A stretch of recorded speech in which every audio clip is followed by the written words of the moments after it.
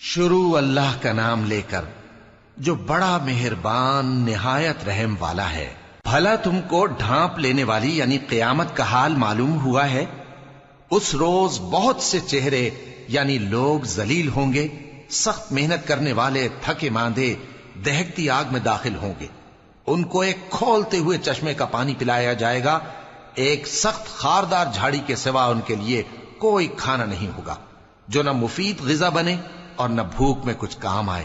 بہت سے چہرے یعنی لوگ اس روز شادماں بھی ہوں گے، اپنی محنت کے بدلے پر خوش، بہشت بری میں وہاں کسی طرح کی لغو بات نہیں سنیں گے، اس میں چشمے بہ رہے ہوں گے، وہاں تخت ہوں گے اونچے اونچے اور کٹورے قرینے سے رکھے ہوئے اور گاؤ تکیے قطار کی قطار لگے ہوئے اور نفیس مسندیں جگہ جگہ بچھی ہوئی۔ تو کیا یہ لوگ اونٹوں کی طرف نہیں دیکھتے کہ کیسے عجیب پیدا کیے گئے ہیں، اور آسمان کی طرف کہ کیسا بلند کیا گیا ہے، اور پہاڑوں کی طرف کہ کس طرح کھڑے کیے گئے ہیں، اور زمین کی طرف کہ کس طرح بچھائی گئی؟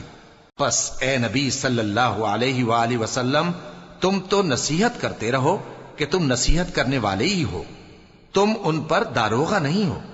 ہاں، جس نے منہ پھیرا اور نہ مانا تو اللہ اس کو بہت بڑا عذاب دے گا۔